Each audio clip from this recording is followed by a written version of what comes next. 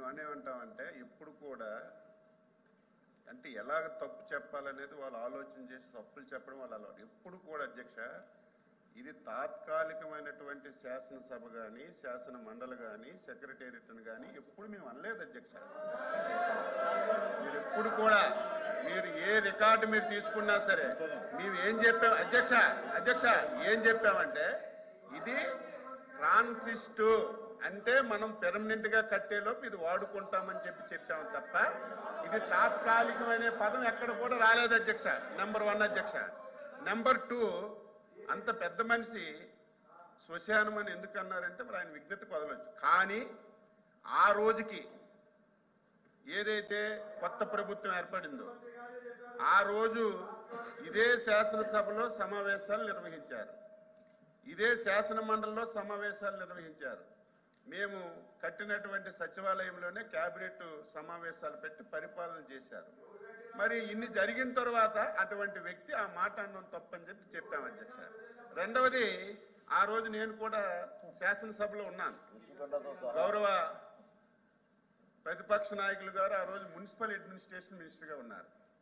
ఇది డే 1 నుంచి చంద్రబాబు నాయుడు గారు ఒక సామాజిక వర్గం గురించి ఇక్కడ సచివాలయం, ఇక్కడ అమరావతికి రాజధాని ఏర్పాటు చేశారు. రాష్ట్రంలో వచ్చిన డబ్బంతా ఇక్కడే ఖర్చు పెట్టేస్తున్నారు, రాష్ట్రంలో ఎక్కడ కూడా అభివృద్ధి జరగడం లేదని ప్రతి ఒక్కరు అదే మాట్లాడారు అధ్యక్ష.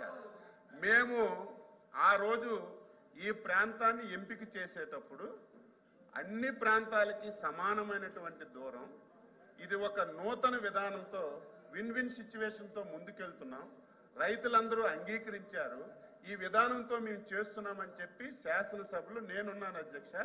ఆ రోజు అపోజిషన్ లీడర్గా ఉన్నటువంటి వ్యక్తి నాకు ఎటువంటి అభ్యంతరం లేదు, ఇప్పుడున్న భూమి సరిపోదు, ఇంకొద్దిగా గ్యాదర్ చేస్తే మనకి సచివాలయానికి చాలా బాగా వస్తుందని చెప్పి నేనేదో అబద్ధం చెప్పడం కాదు అధ్యక్ష. ఇప్పుడు కావాలంటే స్పీచ్లు ఉంటాయి. అటువంటి వాళ్ళు అధికారంలోకి వచ్చిన తర్వాత ఈ రకంగా 3 రాజధానులు అని చెప్పి 5 సంవత్సరాలు ఎంత బాధ అంటే అధ్యక్ష, ఈరోజు సచివాలయం భవనం, హైకోర్టు ఆ రోజు ఏవైతే మనం ఫౌండేషన్స్ వేసాం అధ్యక్ష 5 సంవత్సరాలు నీటిలో ములగబెట్టారు అధ్యక్ష. 5 సంవత్సరాలు 8 మాసాల నుంచి ఆ నీరు తొండుతుంటే ఇప్పుడు కూడా రావడం లేదు అధ్యక్ష. ఇవన్నీ మీరు తెలియచేశారా, తెలియక చేశారా? ఒక వ్యక్తి కావాలని చేసినప్పుడు మీలాంటి సీనియర్సేనే కనీసం ఎందుకు చెప్పలేదని మేము బాధపడుతుంటే ఇంకా దాన్ని సమర్థించారు. మాట్లాడితే అధ్యక్ష, మాట్లాడితే మా బొత్స సత్యనారాయణ గారు గౌరవనీయులు ఇది మీరు 10,500 SFT పెట్టి కట్టేశారు, ప్రజాధనాన్ని వృధా చేశారని చెప్పి మాట్లాడుతున్నారు అధ్యక్ష. విశాఖపట్నం అధ్యక్ష, ఋషికొండ ప్రకృతి వచ్చినటువంటి సంపద.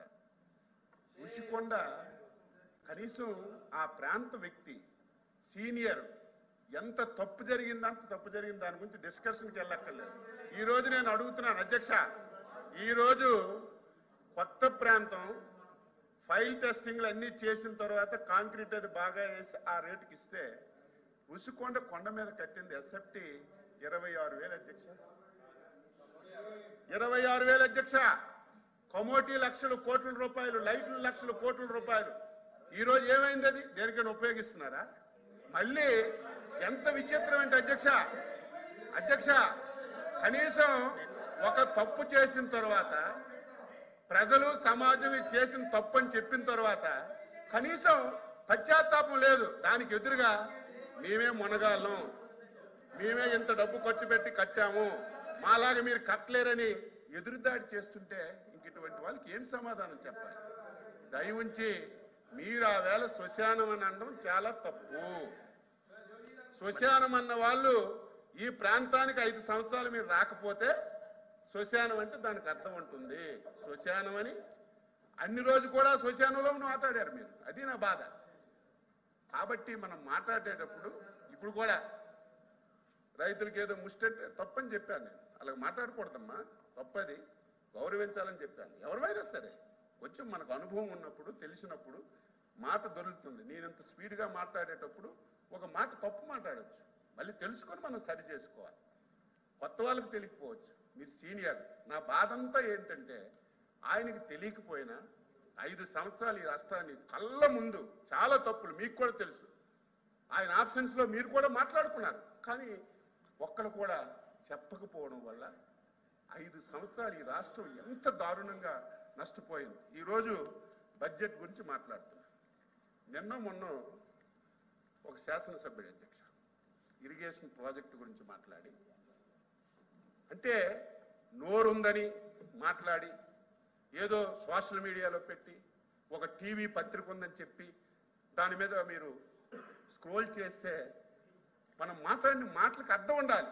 ఒక శాసనసభ్యుడు అధ్యక్ష ప్రకాశం జిల్లా వెలుగొండ ప్రాజెక్టుకి ఈ బడ్జెట్లో కేటాయింపులు లేవు.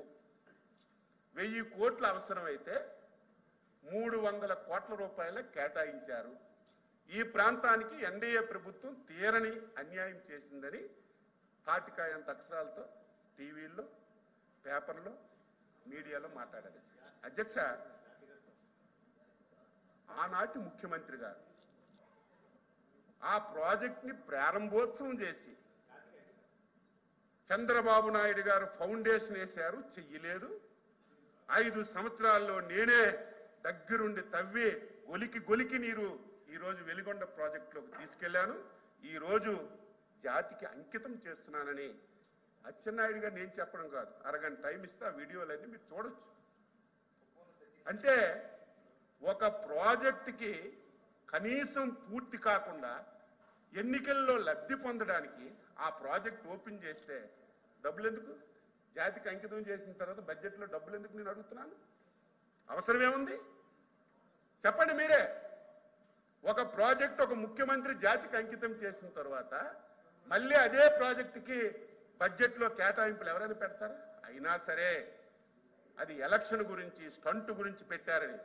వెలుగొండ ప్రాజెక్టు ఆ జిల్లాకి ఎప్పటి నుంచి అవసరం అని చెప్పి 1000 కోట్లు అవసరం ఉంటే దానికి 300 కోట్ల పరిస్థితి ఏ రకంగా ఉందో మీకు తెలియదా? ఈరోజు మా సోదరుడు రవికుమార్ గారు మాట్లాడుతున్నారు, ఉద్యోగస్తులకు ఏమీ చేయలేదని. తీవ్రమైనటువంటి అసంతృప్తులు ఉన్నారట. 5 సంవత్సరాలు మంత్రి గారు దయచేసి ఒక్క రోజైనా ఆలోచన చేయాలి.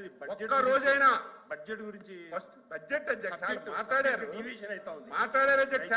అర్థం చేసుకోండి. ఒక్క రోజైనా 1వ తారీఖు జీతం ఇచ్చారా? ఎంత బాధ! ఉద్యోగస్తులు పిల్లల పెళ్లిళ్ళ గురించి, ఆరోగ్యం గురించి దాచుకున్న డబ్బులు కూడా తీసుకొని ఈ రోజుకి ఇవ్వకపోతే ఉద్యోగస్తులు బాధపడుతుంటే అన్ని చేశామని చెప్పడం లేదు. మేము ఇచ్చిన హామీలన్నీ ఈ రోజే అమలు చేశామని చెప్పడం లేదు. రాష్ట్రం ఇబ్బందుల్లో ఉంది. నేను అడుగుతున్నాను, మాట్లాడితే డైరెక్ట్ బెనిఫిట్ స్కీమ్ కింద 3,50,000 కోట్లు మేము అకౌంట్లో వేసామని అందరూ మాట్లాడుతున్నారు. నేను అడుగుతున్నాను, ఎవరు వస్తారు రమ్మనండి. ఇప్పుడు 6 లక్షల కోట్లు అప్పు అంటున్నారు. తాటికాయంత అక్షరాలతో మీకు ఒకవేళ అర్థం కాకపోతే బ్లాక్ బోర్డు ఒకటి తెచ్చి 2019-24లో మీరు ఎక్కడెక్కడ ఎంత అప్పులు వాడారో అన్నీ మేము పెడతాం. 10,40,000 కోట్లు అప్పు వాడారు. 3.5 లక్షల కోట్లు డైరెక్ట్ బెనిఫిట్ స్కీమ్ కింద ఇచ్చారు. ఆలోచన చేయాల్సింది ఎక్కడికి వెళ్ళింది? ఒక ప్రాజెక్ట్ కట్టారా? ఒక రోడ్ వేశారా? ఒక పరిశ్రమ తెచ్చారా? ఏం చేశారు మిగతా డబ్బు? ఇవి కాకుండా ప్రకృతి ఇచ్చిన సంపద అధ్యక్ష, ఇసుక మొత్తం సింగిల్ హ్యాండ్. ఈ రోజు మైన్స్ సింగిల్ హ్యాండ్ మీద మంత్రి గారు ప్రజల దగ్గర వచ్చిన రాబడి పోయింది. ప్రకృతి ఇచ్చినటువంటి సంపద మొత్తం దోచేసి ఈ రాష్ట్రాన్ని ఫైనాన్షియల్ గా అధోగతి చేస్తే 8 మాసాల్లో గర్వపడుతున్నాను. నేను కూడా 6 సార్లు ఎమ్మెల్యేగా హామీలు ఇచ్చాం, అధికారంలోకి వచ్చాం. పరిస్థితి చూస్తే దారుణంగా ఉంది. మనం చేయగలం. మంత్రి గారు హామీలు నెరవేర్చగలమా అని ప్రభుత్వం ఈ దేశంలో అర్థం చేసుకోండి. 29 రాష్ట్రాలు ఉన్నాయి. బడ్జెట్ సమయాన్ని చెప్తున్నాను, 400 రూపాయలు పెన్షన్ ఈ దేశంలో ఎక్కడైనా ఇచ్చారా? ఏ రాష్ట్రంలో ఇచ్చారా? సహకరించమని 1200 ఒక రాష్ట్రంలో 2200 ఇస్తున్నారు. 4000 రూపాయల పెన్షన్. 64 లక్షల మందికి 1వ తారీఖే ఇంటికిచ్చి పెన్షన్లు ఇస్తున్నాం. ఇవన్నీ ఒక్కొక్కటి చేసి ఒకటే మాకు ప్రజలు అచంచల విశ్వాసం నమ్మకంతో మాకు అధికారాన్ని మంత్రి గారు ప్రజల విశ్వాసాన్ని నమ్మకాన్ని ఎక్కడా పోగొట్టుకోం. తప్పనిసరిగా ఎన్నికల్లో ఇచ్చిన ప్రతి హామీ నెరవేర్చిన తర్వాత మళ్ళీ ప్రజల దగ్గరికి వెళ్తాం. మా మీద విశ్వాసం నమ్మకం ఉంటే ఈ రాష్ట్రాన్ని బాగు చేస్తామని ఒక విశ్వాసం ఉంటే మళ్ళీ మాకు మంత్రి గారు చేస్తారు.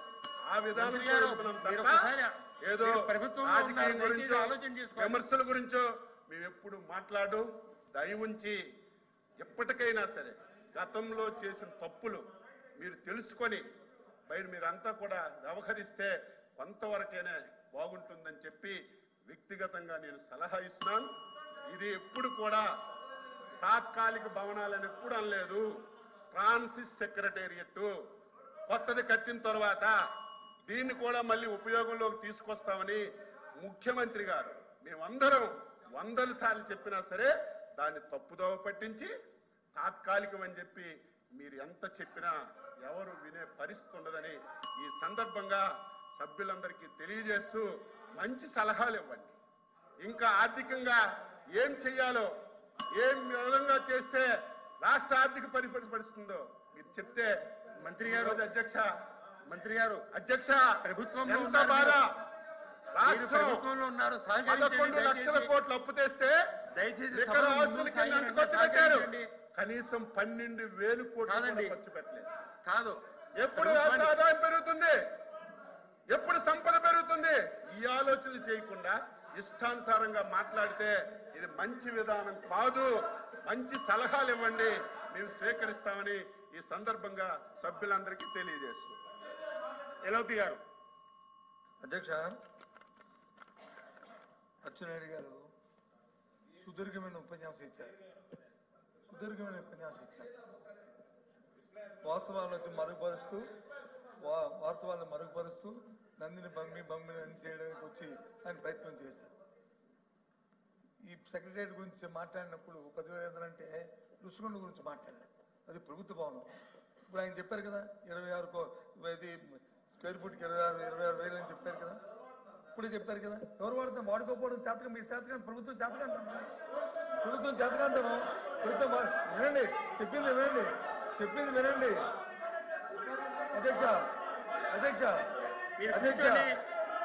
మీరు కూర్చోండి.